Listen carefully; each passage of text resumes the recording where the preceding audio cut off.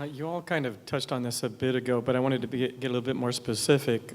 For us that don't have as much time and knowledge invested in investigating these things, what are some of the key points, perhaps, or indicators that cause you to either be a fast collapse or a more catabolic collapse type thinker on these issues right now? I mean, is there anything you can identify that would maybe help us when we're doing our own personal analysis of our situation? What do you think of that really says, ooh, oh, that one, that's bad, or, oh, that means we might go further? Some kind of comparing and contrasting. In many ways, I think what you have are a nest of co-evolved conditions. Some of them are about infrastructure like electricity, some are financial, some are about food, all of these things. And in one way, they don't really exist apart from each other. Some are faster processes, though, and some will lead others. But one of the things that I feel is actually they all start to drag each other down. It's that in a way, whatever one fell first, it would knock the others. Now, one, like a finance one, is more likely to lead the others. But even if it wasn't, if it was the grid, they're all mixed up. And I think that's one side, that it's not one thing. The other thing is that our vulnerability is the delocalization of our welfare. And I think it's like all of these things. I think people will look back and they'll will kind of go, this is not rocket science. Look, we saw that, when they're writing that history, they will say, could they not see? This is not a mystery. The reason it's difficult is because of what's in our head and our worldviews. I mean, even very simple things, if you've ever done it with people, and tell them, this note in your pocket, it's nothing more than a piece of trust. It doesn't have to be worth anything. Nobody has to give you anything for it. And there have been times in the world where that's exactly what happened. Or we have very sort of species egotistical notions of, I think I wrote up there sort of these displaced religious impulses of, man, the conqueror, the builder of things, the genius, and that will sometimes be said. But, what about human creativity and initiative? You never mentioned that. And you're kind of going, that's part of the problem, So really, I think it's quite strong grounds for saying we're in for some big trouble, even if it's not going to be as fast or as deep as I might think it is. My view is that we're definitely looking at fast collapse at this point. I would say that we have had our phase of slow catabolic collapse. It just didn't look like collapse because we were growing at the expense of consuming the substance upon which we depend. So I would say we've been in a state of slow catabolic collapse for 30 years or thereabouts already since we peaked in terms of energy per capita, something along the lines of 30 years ago. So I think the phase we're at now, where we're hitting the limits to hollowing out our system, really suggests that we're now going to be moving into the fast catabolic collapse phase. Plus, if you look at the history of the way financial bubbles collapse, they never collapse slowly. The only example where deflation played out over a long period of time is Japan, and that was a special case because, for two reasons, the Japanese had an enormous amount of money to burn through before they had to face any kind of day of reckoning. Plus, they had an export-oriented economy at a time when the rest of the global economy was not just booming, but in the middle of a euphoric financial mania. So they were, again, able to postpone the day of reckoning. This is the only reason their deflation lasted 20 years. They still haven't dealt with the bad debt in their banks from 20 years ago. That day is coming, very much so. But in all cases where you have a larger system going down, and certainly this one is global, so when it does go down, it'll certainly have a tremendous impact on the whole developed world. I don't see how that can be anything but fast. Bubbles collapse over 1 to 3 years or of that time frame. And so that's an absolutely enormous change. And our system is so brittle. I mean, in the name of economic efficiency, we have driven out all our safety margins because somebody would have had to pay for them. And so now we have a system, like for instance with our grid, where all the margins, spinning, reserve, and excess lines, and they have been whittled away, and we use risk management techniques to try and work out what we can get away with, where we can cut corners. But we have driven so much of the safety margins out of our systems, especially with infrastructure. And I like Jim Kunstler's phrase for this is that efficiency is the straightest path to hell. And that's simply because when you have a system that is as efficient as it can possibly be, you have no margin for error whatsoever. And you can end up with one kick sends you into cascading system failure because our systems are so tightly coupled and so interdependent. And I really think there is no way, in my mind, to imagine how this would play out as a slow collapse. Now, that's not to say that it ends quickly, because I have said already, I think it's going to play out over maybe a century. But I think the collapse phase, that as we will perceive collapse, from business as usual to something that will be somewhat more typical of where we spend the rest of the century, I think that is going to be a very rapid phase. That initial phase is going to be a very rapid descent. And I would also agree that it depends where you're coming from as to how you're going to perceive this. So, for instance, if you're going to fall out of a window, how much it hurts when you hit the ground depends on how many floors up you were at the time.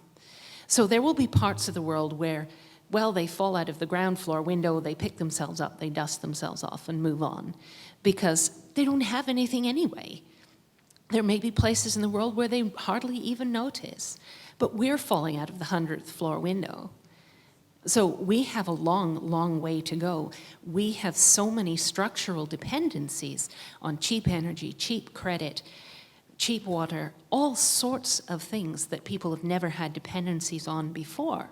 On anything like the scale that we currently do, we have higher expectations and a lower skill base, and a much higher population that we're trying to maintain with the resource base that we have that is precariously perched. So I don't see any way that we manage to not have a very rapid adjustment that will be very painful for a lot of people. But nevertheless, I still think there is a lot we can do at the local level, and we absolutely have to do it, and we have to do it now. And it's not like we can make an enormous difference for the entire population in doing so. But in doing so, what we can do is create some local resilience, potentially. I don't know how much time we will have to do this. We certainly have to start now, but whatever local resilience we can create, whatever structures we can create that function, can then be used as a model for other places that had not had a chance to prepare. Maybe we can blunt the effect of human overreaction to circumstances. I mean, it's not that I think the probability of success is enormously high, but we have to do what we can do, and that we can do, so we must.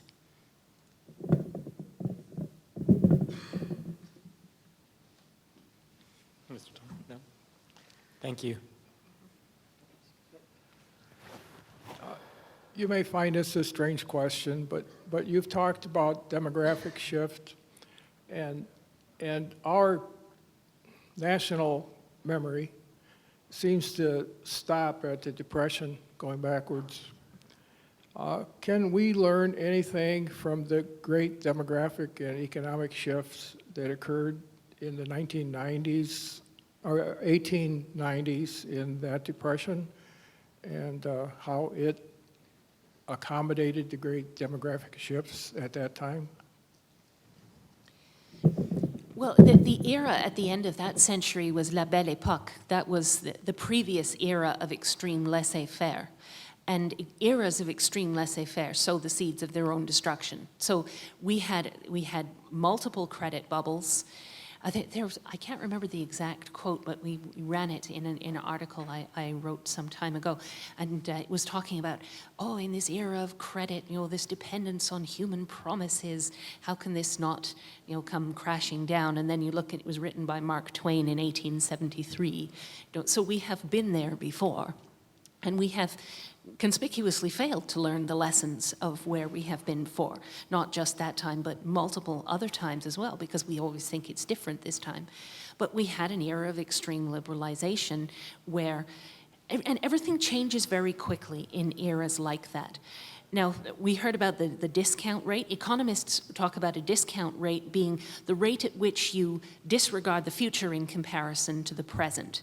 If you think that, if you're in a very stable era where you think 10 years from now, 50 years from now is going to be pretty much exactly like today, then you are far more inclined to think that far out, or to have the luxury of the long term, because stability allows you the luxury of the long term. In periods of extreme upheaval, whether in whichever direction they're going in. So La Belle Époque was one, the last era of globalization is another. I mean, upward eras, but nevertheless eras of extremely rapid change where visibility is difficult. You don't necessarily have the luxury of the long term because things are changing so fast that you end up with the discount rate collapsing. So humans end up being very much more short-term thinkers than humans typically are, and humans are not that good at the long term in the best of times, but in times of very rapid change, they're much less good at long-term thinking, and you end up much more in the state of crisis management.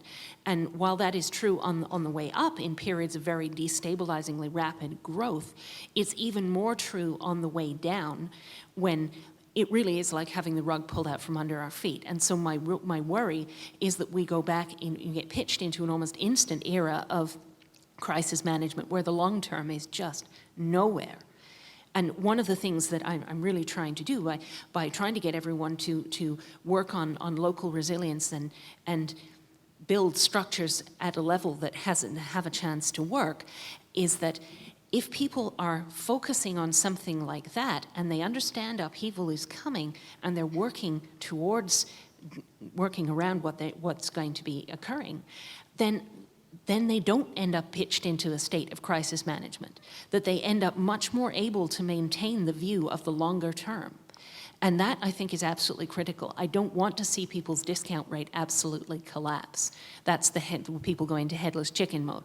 I think we need to look back at eras in the past and the kind of modes of thinking that happened during periods of rapid change and try to short-circuit that. It's not easily done because it's very much part of what it means to be human. When you're worried about where your next meal is coming from, you're not worried about the air you might be breathing 10 years from now. There's certain things simply disappear off your radar if you're hungry.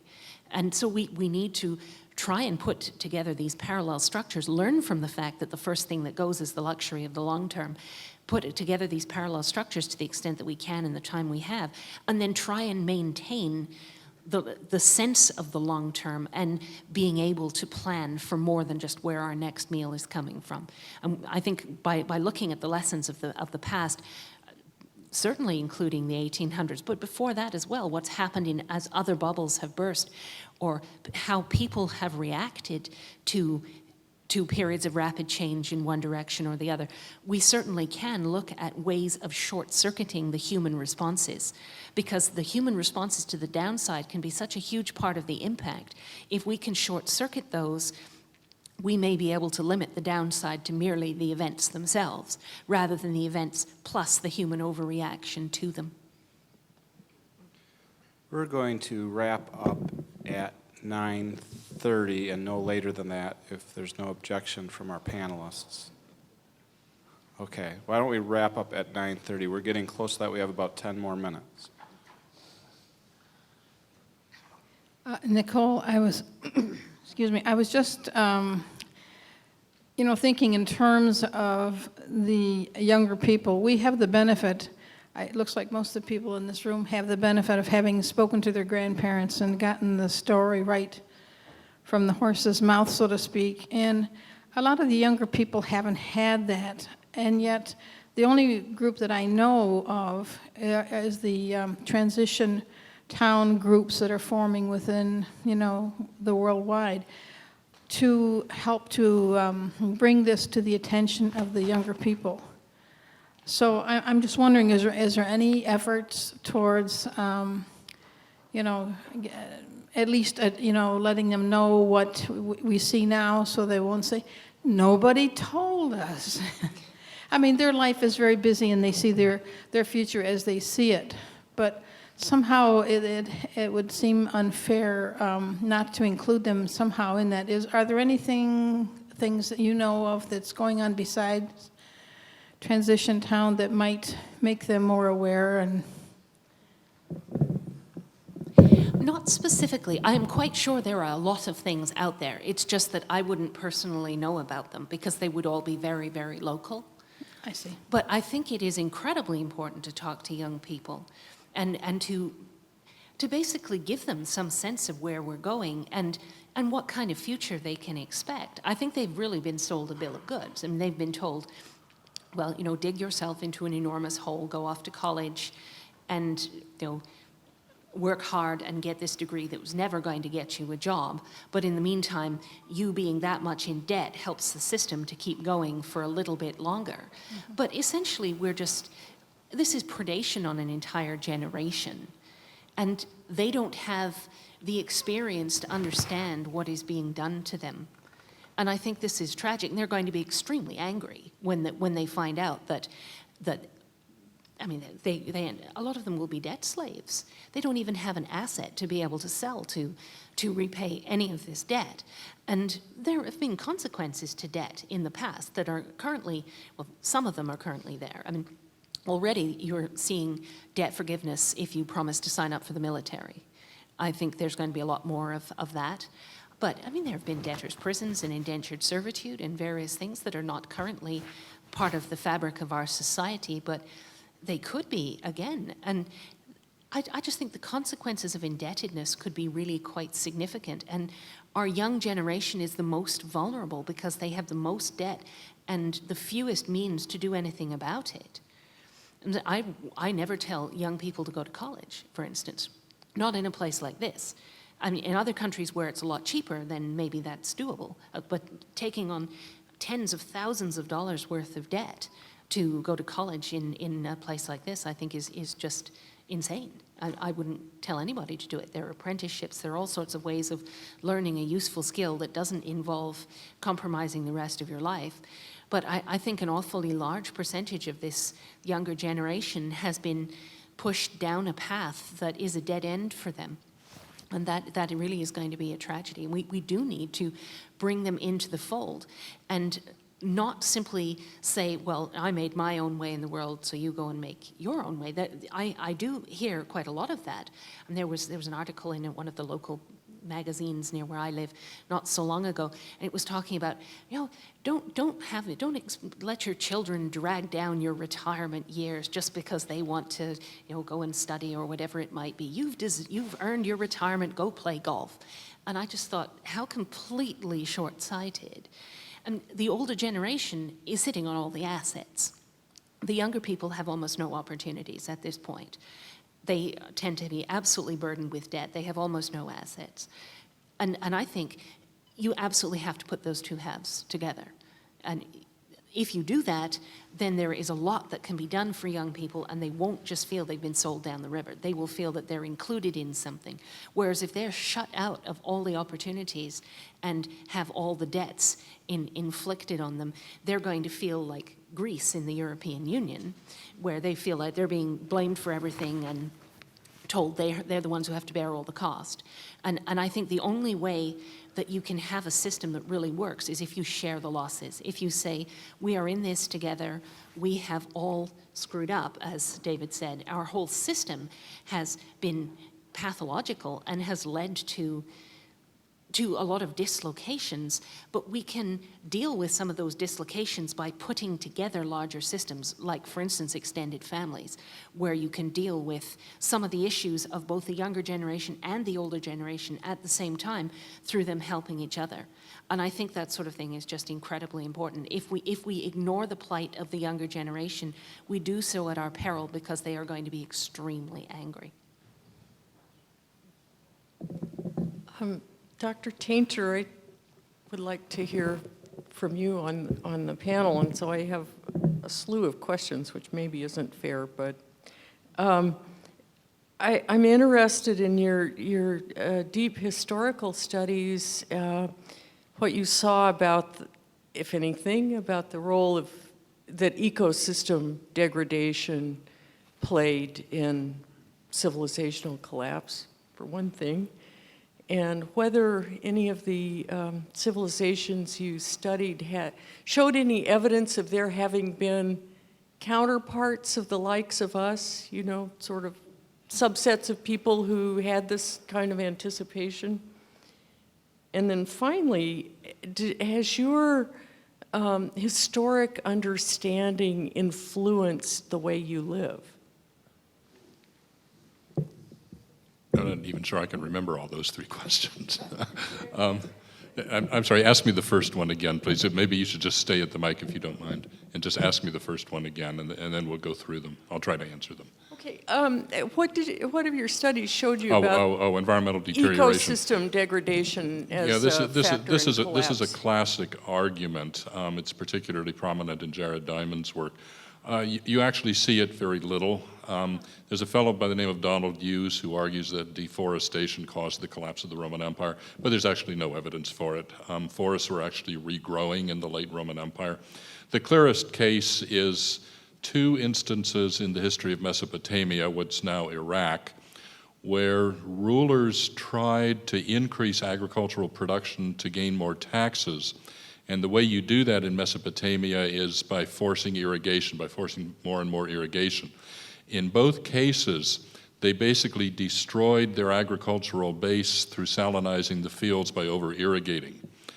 This happened in the third dynasty of Ur in the late 3rd century BC, and again in the Abbasid Caliphate in the Islamic period in the 9th to 10th centuries AD. And in the latter case, the population of Iraq shrank something like 90% as a result of this. It was an utter catastrophe, and environmentally parts of Iraq still haven't recovered to this day from that environmental devastation. But these were both cases where rulers were trying to gain revenue by forcing overproduction, and those are really the only cases, the only really certain good quality cases of environmental degradation being involved in collapses. And your second question? Was whether any of the civilizations you studied had, you know, counterparts of this cohort of people who, you know, had some anticipation of going over the cliff? That's an interesting question, because actually there were, but not in quite the same way. You see a pessimistic literature in the Roman Empire in the 3rd century, but it was based on what was then the dominant cyclical view of history. They thought that civilizations were like organisms that cycled through phases of birth, growth, senescence, and death. And so members of the senatorial class would write for each other. They would write very sophisticated allusions to this process and where are we in this cycle, and write about how the natural world and the cultural world both seem to be declining together. But clearly they understood that there were problems. But they tended to link the problems in the cultural world, in the political world, to problems in the natural world.